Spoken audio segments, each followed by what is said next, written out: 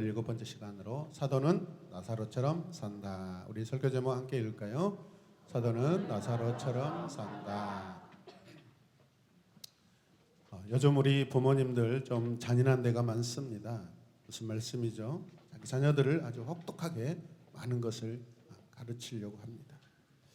그 이유가 뭘까요? 그것은 이 시대가 전문인을 요구하기 때문에 그렇습니다. 전문가를 요구하기 때문에 그렇습니다. 우리가 어떤 목적을 이루려고 하면 목적에 필요한 훈련이 반드시 필요합니다. 귀하게 사용하려고 하는 사람일수록 거된 훈련이 있는 줄로 믿습니다. 여러분 앞에 서 있는 이 부족한 정도 이 자리에 서기까지 얼마나 많은 시간 동안 여러분 불같은 연단이 많았는지 모릅니다. 여러분들도 그런 많은 시간들을 지나오고 또 그런 시간 가운데 있는 줄로 믿습니다. 주님께서도 사도와 제자들을 통하여 하나님의 일을 이루시려고 하실 때 훈련을 시작하십니다. 우리는 훈련하며 외형적인 어떤 기준을 설정하고 거기에 도달하도록 하는 방법론을 많이 생각합니다. 좋은 방법을 가르쳐준다고 하면 그리로 사람들이 엄청 몰려들어가죠. 예수님의 훈련도 그런 것으로 이해하는 분들이 더러 있습니다. 그러나 주님께서 하신 훈련은 그런 외적인 피상적인 훈련이 아닙니다. 내적이고도 영적인 근본적인 뿌리 문제를 해결하도록 하는 것이 예수님의 양육이고 훈련입니다. 그런 훈련 내용이 바로 우리가 읽은 말씀입니다. 영국 캔터버리 대주교 도널드 코나이라는 사람은 이렇게 말을 합니다. 나는 한 나그네로서의 삶을 통하여 영혼을 향한 길을 걸어가고 있다. 나는 하나님의 형상으로 지음을 받았으나 그 형상에 손상을 입었으므로 어떻게 명상해야 하는지, 어떻게 예배해야 하는지, 어떻게 생각해야 하는지를 배워야 한다.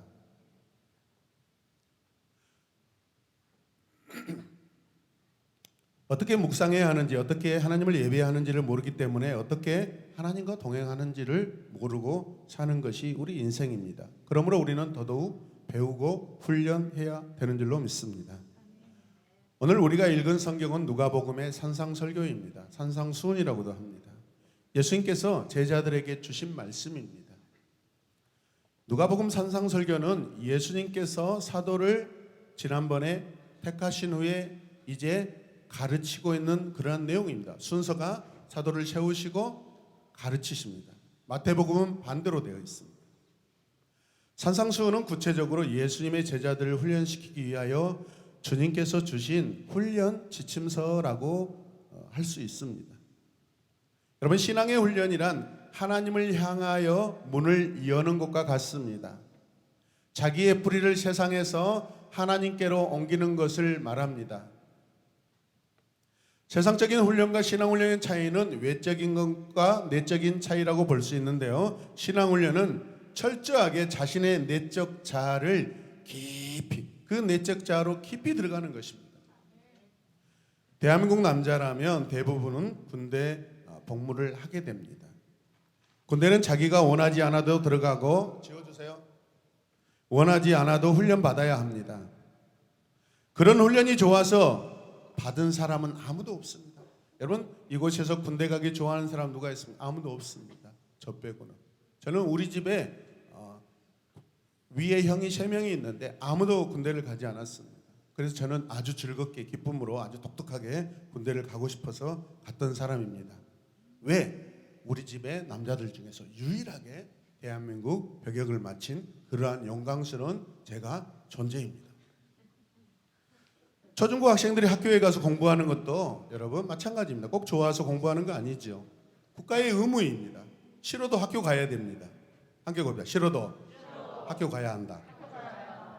여러분, 요즘에 공교육에 어떤 문제를 지적하면서 대안학교를 찾아가는 부모들이 있습니다. 그런데 그 대안학교도 여러분, 그 대안학교를 가더라도 반드시 검정고시를 보아야 합니다. 여러분, 그러나 신앙훈련은 이런 것들과 차원이 다릅니다. 신앙훈련은 먼저 마음의 문부터 열어야 합니다. 그런 후에 그 다음 단계로 들어가는 것이죠. 그래서 제자 훈련을 시키면서 주님은 제일 먼저 강조하신 것이 무엇이냐면 영적인 자기 부정입니다. 영적인 자기 부정. 가난한 자는 복이 있다. 어떻게 가난한 자가 복이 있냐 이 말이죠. 이 땅에 우리가 가난한 자로 살면 여러분 세상 사람들, 우리 이웃들이 굉장히 우리를 무시하고 여러분 우리를 낮추어서 생각합니다. 그런데 하나님 나라는 가난한 자가 복이 있다고 말씀합니다. 그리고 그래서 하나님의 나라가 누구 것이다? 내 것이다. 우리의 것이다. 할렐루야. 여러분 가난이란 말은 가난한 거지 중에서도 더 가난하고 더 가난한 그 거지의 상태를 말합니다. 그러니까 이 거지는 아주 최상급의 거지입니다. 함께 고백합시다. 최상급의 거지이다. 거지가 되려면 이렇게 제대로 거지가 돼요. 적당하게 거지가 되면 예수님도 적당하게 믿는 그런 아주 놀라운 일이 발생합니다. 제대로 가난하게 사시길 바랍니다. 다시 말하면 당장 먹을 것이 없는 거지가 사람들을 만나면 굽실굽실하고 한 푼이라도 얻으려고 웅크려 있는 것을 말하는 것이죠. 하나님 나라를 위하여 살려고 하는 자들은 이런 자세로 평생을 살아야 한다는 것입니다.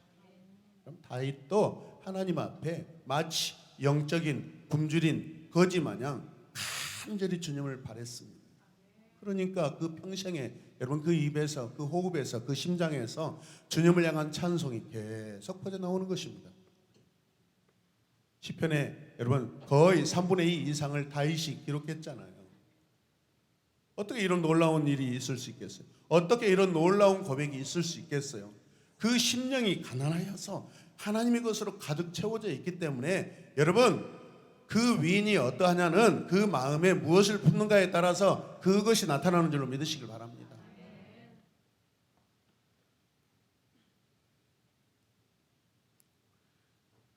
이렇게 말하면 어떤 분들은 나는 그런 식으로 예수님 믿고 싶지 않다라고 말할 수 있습니다. 그러나 이것은 사실 인간의 물질적인 상태를 말하는 것이 아니고 영적인 상태를 말하는 것입니다. 하나님 앞에서 우리는 영혼이 텅 비고 은혜 받지 못해 늘 부족한 사람처럼 하나님 앞에 마음을 열어놓고 살아야 한다는 것입니다.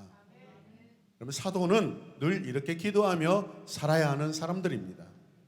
하나님, 우리는 영적으로 거지입니다. 지혜도 없고 주의 말씀대로 따라 살 능력도 없고 때로는 내 믿음 하나 지켜갈 힘도 없습니다. 넘어지기도 잘하고 고장도 잘 납니다. 우리를 불쌍히 여겨 주시옵소서. 누턴은 말하기를 우리는 모두 하나님의 하사금으로 살아가는 뭐다? 거지이다. 하나님이 내려주시는 그 돈으로 우리는 살아가는 거지들이다. 하나님이 내려주시지 않으면 우리는 살 수 없습니다라는 그런 고백입니다. 참으로 하나님의 은혜로 살아가는 사람은 자신의 영적 파산 상태를 깨닫고 온전히 하나님께 매달려서 하나님의 무한한 자원을 여러분 얻는 사람들입니다. 하나님은 우리의 영원한 공급자가 되십니다. 그분에게는 부족함이 없습니다. 우리의 육신은 영을 따라 살아가고 우리의 영은 하나님에 의해 살아갑니다. 정신이 육체를 지배한다는 그런 말과 같습니다. 여러분. 호랑이한테 물려가도 정신을 똑바로 차리면 산다 죽은다? 죽습니다. 요즘에 동물원 가면은 다 잡아먹어 버립니다. 네, 정신 바짝 차려야 합니다. 그러므로 영적인 가난은 영적인 풍요로 우리를 안내합니다. 그 안내를 받으시길 바랍니다. 이런 사람에게 하나님의 나라가 임하게 됩니다. 이런 마음을 언제까지 그러면 우리는 가져야 할까요? 예수님을 믿을 때 처음에만 이런 마음을 가지는 것이 아니라 여러분 예수께서 이 땅에 다시 오실 그날까지 우리에게 생명이 주어지는 그 시간까지 우리는 이런 마음을 가지고 우리에게 주신 그 생명을 가지고 우리 생명이 다할 때까지 주님 오실 때까지 여러분 이런 마음이 있어야 될 것입니다. 우리 생명이 다하고 우리 사명이 다할 때까지 주님을 전적으로 의지하지 아니하면 끝까지 우리가 믿음으로 살 수 없다라는 말씀입니다. 그렇게 살지 않으면 주님이 주시는 힘과 능력으로 주의 일을 할 수가 없습니다. 인간적인 것들이 스물스물 올라오게 됩니다. 여러분. 하나님 앞에서 항상 가난하게 살아야 될 줄로 믿습니다. 최근 제 친구 목사님이 어떤 교회에 찬양 인도자로, 사모님은 피아노 반주자로 가게 되었습니다. 그 교회는 사실은 우리 교회보다도 수적으로 한 두세 배 정도 많은 교회인데 지금은 거의 비슷하거나 더 적어졌습니다. 교회 안에 여러 갈등으로 말미암아 이미 몇 달 전에 주일학교는 없어지고 중고등부도 아예 없어요. 청년들도 아예 없습니다. 대부분 연로하신 어른들이 대부분 주류를 이루고 있다고 해요. 여러분, 우리가 우리 자신을 드러낼 때 하나님의 나라는 여러분 나타나지 않습니다. 우리는 항상 하나님 앞에 가난하게 살아야 될 줄로 믿습니다. 하나님께서 주시는 영적인 일용할 양식을 늘 체험받고 살아가야 되는 우리의 인생입니다. 은혜를 받은 다음에도 은혜를 받으면 받을수록 부족함을 느끼고 하나님 문전에 나사로처럼 살아가야 합니다. 가난이란 말은 사도들이 청지기를 의미합니다. 내가 물질을 얼마나 가졌는가 상관없이 가난한 마음으로 살아가는 것입니다. 그래야 하나님의 나라가 내 안에 이루어지고 하나님의 나라의 그 법칙이 내 안에서 작동되고 다스림을 받아 살아갈 때 하나님의 복을 받고 살아가는 줄로 믿으시길 바랍니다. 엘리사 선지자의 이야기 가운데 재미있는 이야기가 있죠.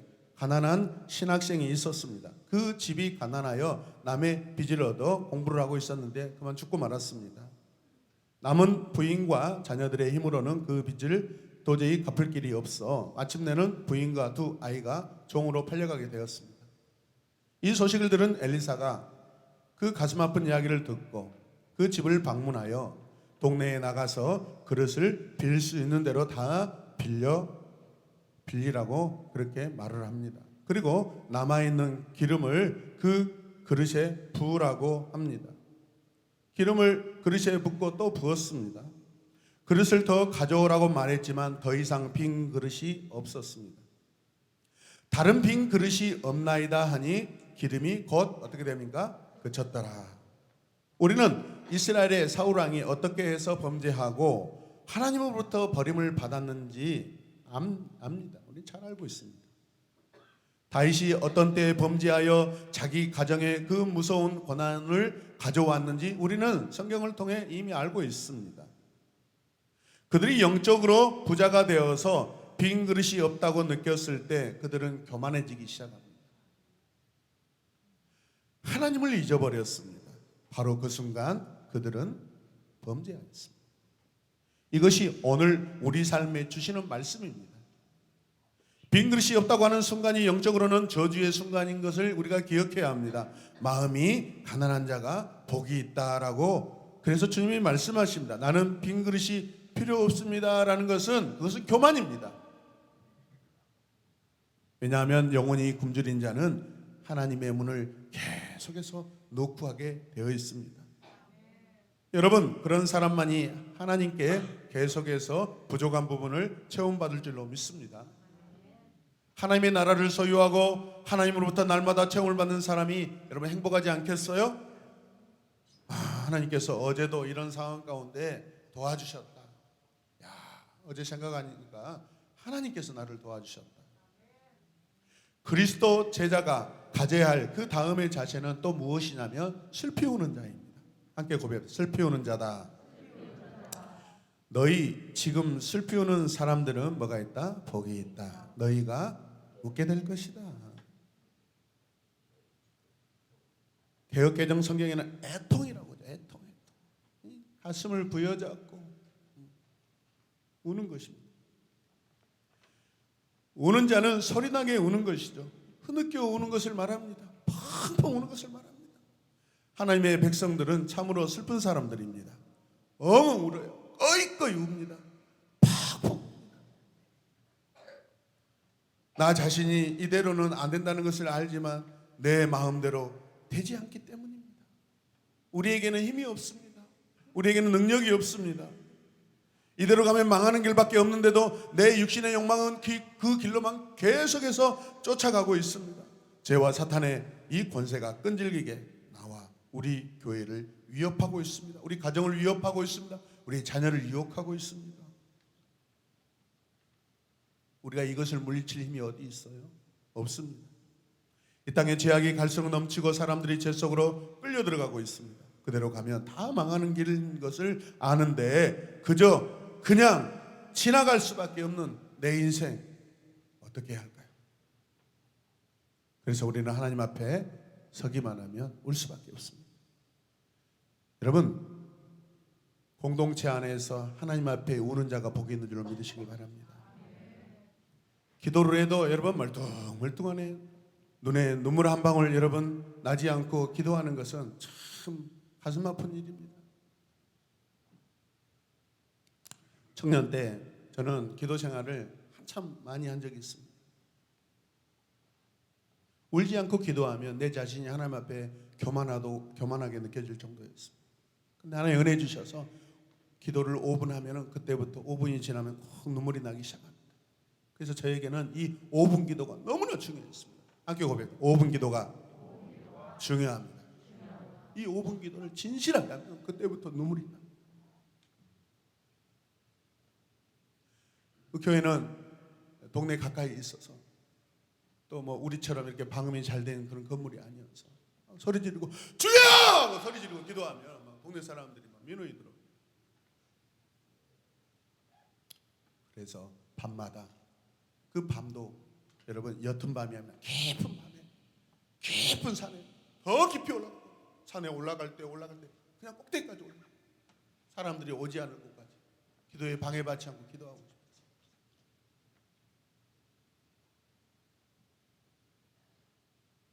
우리 혼자 우리 자신들만이 가지고 있는 연약함이 있잖아요. 하나님 앞에 해결해야 될 것이 있잖아요. 그거 해결하지 않으면 여러분 하나님과 순적한 관계에 들어가지 못합니다. 그걸 반드시 해결해야 돼요. 그 젊은이가 뭐 해결받을 것이 그렇게 많아서 그렇게 기도했겠어요? 아니요. 기도할 것이 너무 많습니다. 우리 집안은 서로 우상 숭배. 1년이면 제사가 몇 개인지 모르고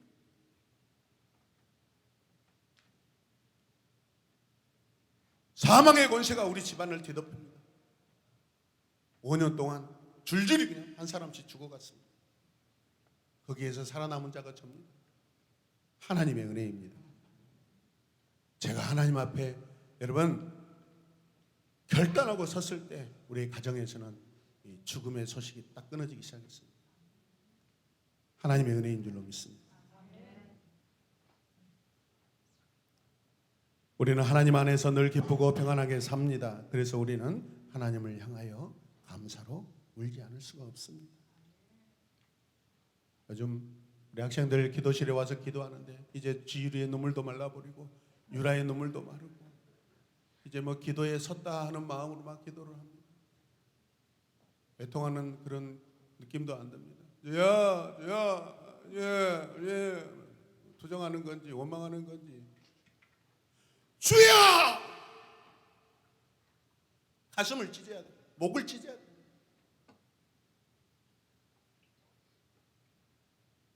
나를 보아도 슬프고 사람들을 보아도 슬프고 세상을 보아도 아프고 쓰라립니다.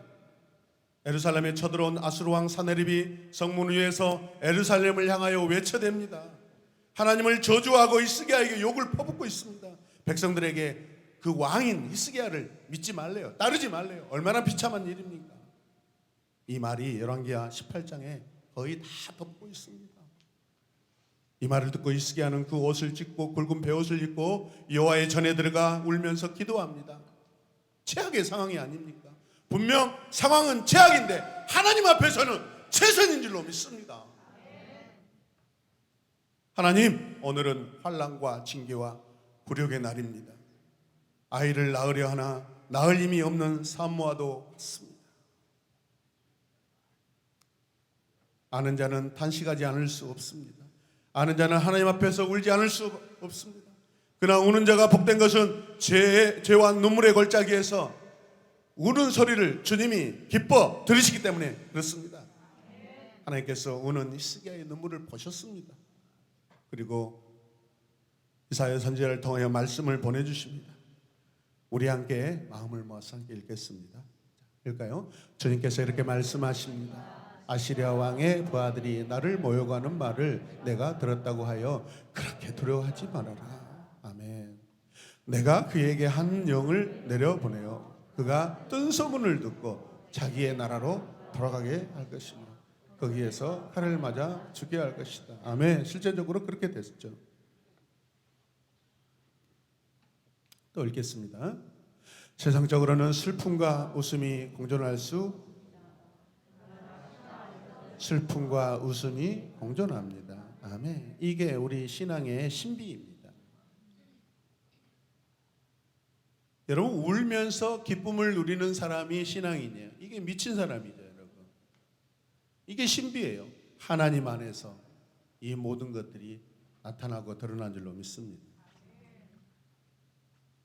슬퍼하는 속에 주님의 은혜와 축복이 있기 때문입니다. 믿으시길 바랍니다. 슬퍼하는 것 자체가 복은 아니죠. 그러나 슬픔 속에서 주시는 하나님의 웃음이 있습니다. 하나님 안에서 슬퍼하는 자들은 오래오래 웃을 수 있습니다. 하늘의 위로를 맛보기 때문에 그렇습니다. 주님은 제자들에게 세상적인 목표를 버리고 하나님의 목표로 바꾸라고 가르치셨습니다. 세상적인 방법이 아니라 하나님에게서 또 하나님에게 뿌리를 둔 삶으로 바꾸라고 주님은 끊임없이 훈련시키셨습니다. 신앙은요, 내 뿌리가 하나님께로 옮겨지는 거예요. 우리의 뿌리는 어디였어요? 여러분, 내 집안이 어디였어요? 마귀의 자녀였어요. 성경은 우리 아비가 누구래요? 마귀라고 합니다. 따라서 내가 예전에는 마귀의 자녀였고 마귀가 내 아비였습니다. 똑똑하게 여러분 우리가 고백해야 돼요.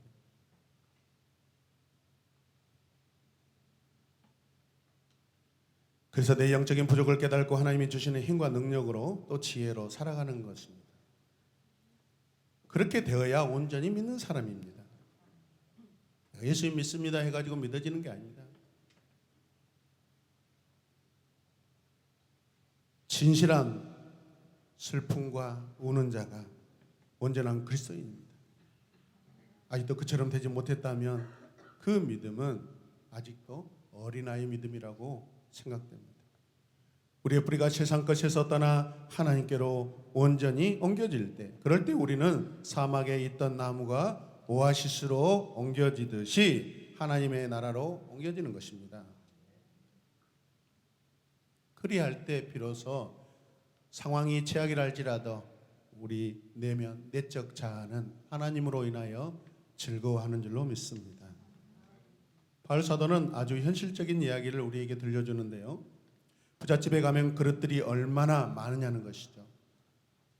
그러나 주인이 그릇을 쓸 때는 그 그릇이 어떻게 해요? 얼마나 좋은가를 따지는 것이 아니라 어떻게 해요? 얼마나 그 그릇이 깨끗하게 준비되어 있는가, 거기에 따라서 여러분 주인이 그 그릇을 사용하는 거예요. 우리가 식당에서 밥을 먹는데 거기에 온갖 여러분 금으로 은으로 또 오늘 점심에 다이아몬드 깍두기가 나온다고 생각해요. 그리고 인삼 콩자반이 나오고. 근데 내가 그것을 받아서 먹어야 될 그릇이 쥐리가 똥 싸놓고 어저께 안 닦은 그릇이라고 생각해 보세요. 어떻게 거기다 밥을 먹겠어요?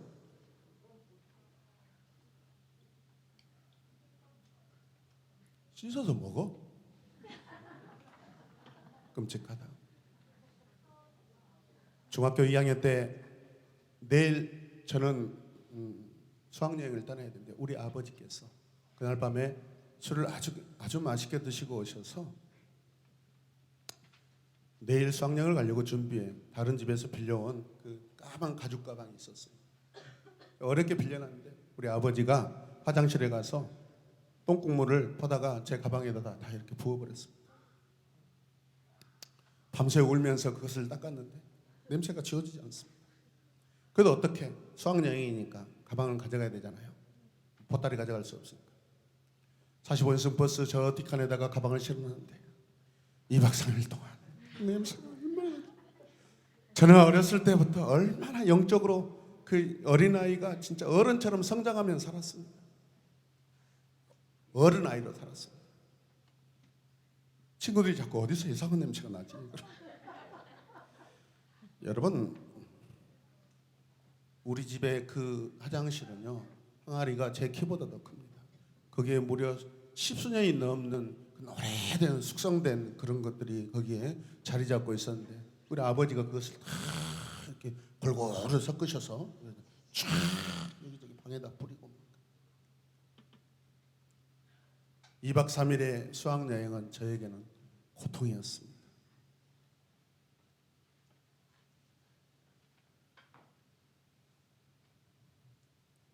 너희가 합수를 알아? 동물을 알아? 아무리 좋은 그릇이고 아무리 좋은 음식이 딸지라도 나의 그릇이 깨끗하게 준비되어 있지 않으면 아무것도 받아서 먹을 수가 없습니다. 주님께서 어떤 사람을 사용하실 것 같습니까? 그 믿음이 순수해서 언제든지 여러분 부르면 달려오고, 하나님께서 하시고자 하는 일에 대하여 적극적으로 반응하고 여러분 순종하는 자를, 그게 준비된 자입니다. 사용하실 줄로 믿습니다. 준비된 사람은 좀 부족해도 하나님께서 부족한 것을 채우시면서 사용하시는 줄로 믿습니다. 지혜도 주십니다. 건강도 주십니다. 물질도 필요하면 물질도 주십니다. 같이 읽겠습니다. 시작.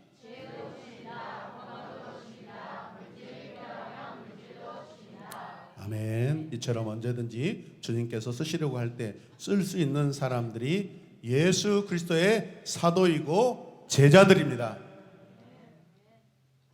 사도는 언제나 방해자가 있다는 것도 명심해야 합니다.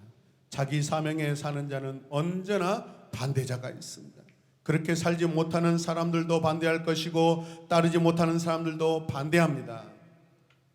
저도 주님의 사역에 전적으로 부름을 받았을 때 얼마나 가족과 형제들이 저를 반대하고 여러분 조롱하고 비난했는지 모릅니다. 할 것이 없어서 신학대학원에 가냐, 얼마나 저를 창피하게 만든지 모릅니다. 그러나 지금은 어때요? 모든 것이 괜찮습니다. 현대 그리스도인들은 헌신하지 않고 영광을 구합니다. 수고하지 않고 열매를 기대합니다. 사람들은 고통을 경험하지 않고 행복을 누리려고 합니다. 이런 사람을 어찌 진정한 그리스도인이라고 할 수 있겠어요? 오늘 말씀에서 주님이 말씀하시는 슬피 우는 자, 그 가난한 자를 어떻게 공감하고 가서 위로할 수 있냐 이 말이죠. 우리가 가난하게 살아보지 않고 우리가 슬피 울어보지 않은 사람이 어떻게 슬피 우는 사람의 어깨를 도닥도닥 해줄 수 있냐 이 말이죠. 공감이 안 됩니다. 주님이 이 땅에 오실 때 우리의 죄악된 삶을 공감하시게 하여 오셨습니다. 그래서 친히 육체를 입으셨던 것입니다. 믿으시면 아멘. 모든 사람에게 칭찬 듣는 사람은 이중 인격자나 아니면 사기꾼이 될 수밖에 없다라는 말이 있습니다. 우리 모든 사람에게 칭찬 들을 수가 없습니다. 사람들은 우리를 비방할지라도 주님이 우리를 칭찬하시면 그것으로 100% 만족입니다. 할렐루야. 충분합니다. 여러분. 주의 길을 가기 위해서 고난받을 각오를 하셔야 됩니다. 그게 사도입니다. 이제는 깊이 있는 삶을 살아야 합니다. 하나님의 깊이를 알아야 합니다. 그 깊이를 경험하셔야 됩니다. 그 깊이 관계하셔야 됩니다. 수박 거달기식에 여러분 신앙생활 하시면 안 됩니다.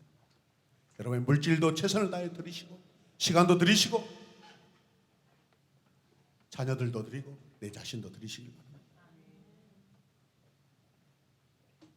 그리하면 할수록 여러분은 영적인 능력이 더욱 충만해질 것입니다. 여러분 훈련을 받으십시오. 양육을 받으십시오. 그리스도의 군사가 되시길 바랍니다. 성경 말씀도 모르면서 그리스도를 사랑한다는 말도 안 되는 말을 하면 말이 안 됩니다. 같이 읽겠습니다. 시작. 성경 말씀도 모르면서 그리스도를 사랑한다는 말도 안 되는 말을 하면 말이 안 됩니다.